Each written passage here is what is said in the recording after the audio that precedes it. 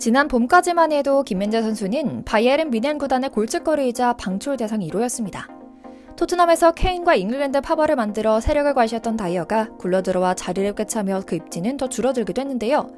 콤파니 신임 감독이 오면서 상황이 급반전됩니다. 결국 밑전이 그대로 드러난 다이어는 벤치만 90분 내내 달구는 찬밥 신세가 되었고 독일 현지 언론도 김민재 선수를 극찬하기 바쁜 상황이 됐습니다. 뿐만 아닙니다. 김민재와 같은 포지션인 수비수 출신이자 그 자신도 돌진형 선수로 공격에도 적극 가담하곤 했던 콤파니 감독은 대놓고 김민재를 극찬하며 우리 팀 수비의 핵심이라 치켜세우기도 했는데요.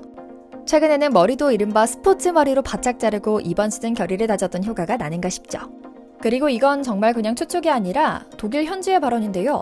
지난 시즌 투엘 감독 차지에서 부동의 주전으로 활약하며 새로운 전성시대를 맞이했던 에릭 다이어는 확실하게 벤치로 밀려난 것이 기정사실화됐습니다. 실제로 시즌이 시작하자마자 다이어는 자신의 오른팔이던 키미히를 맨유로 떠나보냈고 선발 자리도 잃은 채 90분 동안 벤치에 앉아 괴로워했다고 하는데요. 첫 경기였던 울름전을 마치고 독일 유력제인 빌트가 지난 시즌과 비교했을 때 몇몇 포지션에 변화가 생겼다는 것을 짚어내며 말합니다. 콤파니 감독 체제에서 패배한 3명의 선수들이라는 제목의 기사에서 기자는 지난 시즌 주전으로 활약한 고레츠카와 라이머, 다이어는 콤파니 감독의 눈밖에 났다. 다이어는 주전 센터백으로 자리 잡는가 했지만 콤파니 감독은 개인적인 관계보다는 철저히 실력 중심의 평가를 하고 있는 것으로 보인다. 다이어는 경기 내내 90분 동안 벤치에 앉아 괴로워했다. 다이어는 자신의 상황을 받아들이지 못하고 있는 것 같다라고 말하는데요. 오늘은 완전히 본 모습을 되찾은 김민재 선수와 그를 편견 없이 대하며 김민재 선수의 진짜 실력을 발견하도록 도와준 콤파니 감독, 또 골프 라운딩 등의 로비로 자신의 자리를 꿰찼던 다이어의 이야기까지 뮌헨에서 일어나고 있는 사건 이모저모를 전해드리려고 합니다. 먼저 잠시 저희 광화문브리핑 채널 구독 설정도 부탁드리고요. 김민재 선수가 콤파니 신임 감독 체제하에서 주전 자리를 공고히 하게 됐습니다. DFB 포칼 1라운드 경기를 필두로 새 시즌을 시작한 바이에른 뮌헨은 첫 경기부터 4대0으로 승리하며 뭔가 달라진 이번 시즌을 확실하게 보여줬는데요. 김민재는 울름전에서부터 풀타임 활약하며 수비진을 리드했고 바이에른 뮌헨은 무실점 대승으로 경기를 장식합니다. 시즌 첫 경기를 대승으로 마친 뮌헨은 25일 볼프스부르크를 상대로 분데스리가도 공식 개막을 시작할 것이고요. 첫 경기는 다이어는 선발 출전하지 못한 상태로 시작한 경기는 전반 11분 밀러가 선제골을 성공시키며 시원한 시작을 알렸는데요. 밀러는 페널티 구역 오른쪽을 돌파한 키미의 슈팅을 울름 골키퍼 라이테르트가 걷어내자마자 페널티 에어리아 한복판에서 재차 오른발 슈팅으로 마무리하며 골문을 갈랐죠. 이후에도 내용은 비슷했습니다. 김민재 선수가 이끄는 수비진의 탄탄한 철벽 방어에 더해 상대 수비진으로의 강력한 압박에 힘입어 공격이 날아다닌 겁니다. 김민재 선수는 그런데 한국에서 우리 팬들에게 받은 응원이 상당했는지 김민재 선수의 폼이 뭔가 달랐습니다. 총 7번의 볼 경합 상황에서 6번이나 승리하며 안정감 있는 모습을 보인 김민재 선수는 상대팀의 드리블 돌파를 단 한 차례도 허용하지 않았거든요. 116번 볼터치를 기록한 김민재 선수의 패스 성공률은 88%에 달했죠. 신임 감독 콤파니 역시 김민재의 완전히 달라진 플레이에 만족하는 평을 내립니다. 독일 현지 언론 슈퍼르트 등을 통해 그는 우리는 좋은 출발을 했고 2대0으로 앞서 나갔다. 특히 무엇보다도 무실점을 기록했다는 점이 가장 기쁘다. 나는 수비수로 선수 생활을 오래 했다. 이런 경기가 항상 쉬운 게 아니라는 것을 잘 알고 있다. 우리는 진지하게 임했고 결국 4대0이라는 좋은 결과를 만들었다. 탄탄하게 다듬어진 수비진에 특히 고맙다라고 말하기도 했죠. 사실 어느 정도 예상된 모습이긴 했습니다. 시즌을 앞두고 콤파니 감독은 분명하게 선을 긋습니다. 세간의 평가와 지난 시즌 지난 감독의 평가에 흔들리지 않겠다. 나 스스로 선수들과 많이 이야기를 나눌 것이다.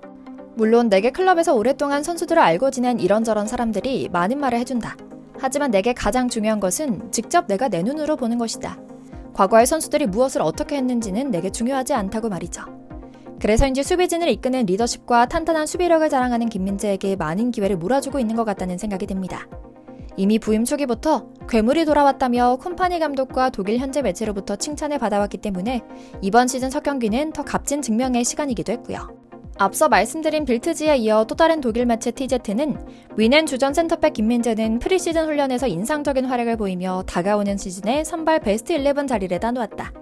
훈련 세션을 정기적으로 면밀하게 관찰하는 담당자들은 현재 김민재에 대해 매우 긍정적으로 생각하고 있으며 뮌헨 내에선 배고픈 수비 괴물이 돌아왔다는 소문이 돌고 있다. 게다가 김민재는 더 건강해 보이고 뮌헨에서 새로운 시작을 하기로 결심한 것처럼 보인다는 기사를 내기도 했죠. 새 팀으로 떠나기보다 뮌헨은 아마 주전 경쟁을 치르기로 마음먹은 김민재 선수에 대한 콤파니 감독의 지지도 상당한 것 같은데요. 이번 경기에 대한 현지 언론의 평가도 상당합니다. 독일 스폭스는 김민재는 이번 시즌 롱패스를 연마한 것 같다. 바이에른 뮌헨 선수 중 볼터치가 가장 많았는데 상당히 안정적이었다.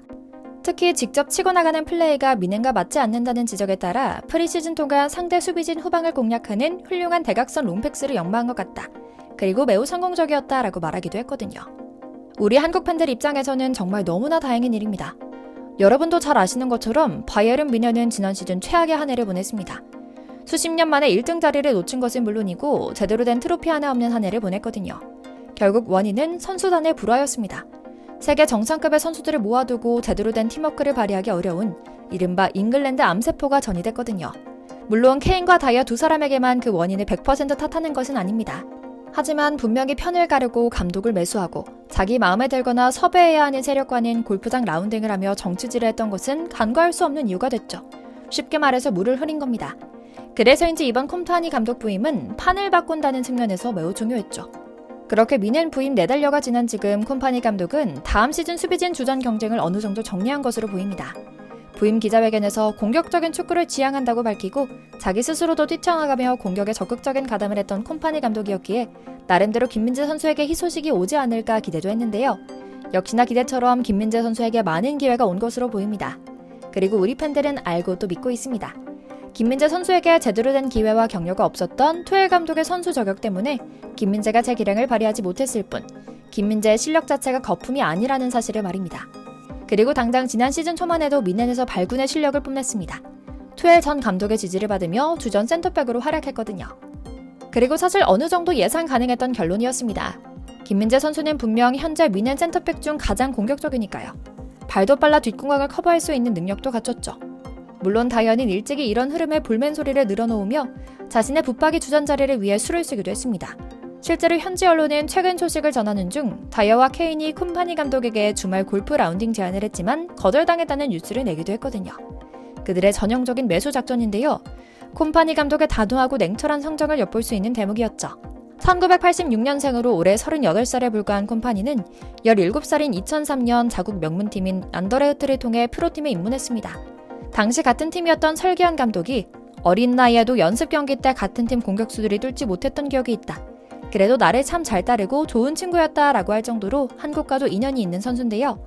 비록 감독으로는 경력이 많진 않지만 뮌헨 못지않게 큰 구단인 맨시티에서 엄청난 구단 성장의 역사를 본 산 증인이기 때문에 뮌헨에서도 그런 경력을 살리며 동시에 자신의 특기인 공격적인 센터백으로의 움직임에 대해서도 적극적으로 의견을 낼 것으로 보이죠. 그리고 이제 김민재는 팀의 공격적인 스타일과 함께 적극적인 전진 수비, 확실한 뒷공간 커버로 경기장을 지배하는 확실한 수비력을 선보이는 데 성공했습니다. 또 김민재의 강점이 살아나는 판이 깔렸습니다. 콤파니 감독은 이태리 나폴리 시절 우리에게 익숙했던 전술을 그대로 사용하기 시작합니다. 도전적인 수비를 강조하며 수비 라인을 높게 끌어올린 건데요. 김민재는 넓은 활동 반경에 뛰어난 패스 능력으로 뮌헨의 후방을 책임질 적임자로 떠오르고 있죠. 실제로 김민재는 신임 감독 체제에서 치른 프리시즌 전 경기에 나섰습니다. 6번의 친선 경기는 기존 주전인 다이어와 번갈아가며 선발 출전했는데 이제 테스트가 끝난 건지 FA컵 격인 DFB 포칼 1라운드 경기에서는 김민재가 선발로 나서며 이 예상을 증명하기도 했죠. 여러분도 잘 아시는 것처럼 김민재는 최종 수비 라인을 하프라인 위까지 끌어올리는 콤파니 감독의 공격적인 수비 전술에 걸맞는 활동량과 도전적인 수비를 그대로 체화하고 있습니다. 울름점 히트맵을 보면 김민재는 박스 안보다 앞선 위치에서 하프라인 위까지 영역을 붉게 물들였고 오른쪽 측면까지 넓은 공간을 책임졌죠. 나폴리 시절 적극적으로 전진해 상대 공격을 차단하고 볼을 빼앗아 팀의 공격 전개에 이바지하던 모습 그대로죠. 스포츠 선수도 남자도 다 기세 싸움인 것 같습니다. 김민재 선수의 멋진 시즌에 응원 보내며 오늘 영상 마치겠습니다. 저희 광화문 브리핑 채널 구독, 좋아요도 부탁드리고요. 오늘도 시청해주셔서 감사합니다.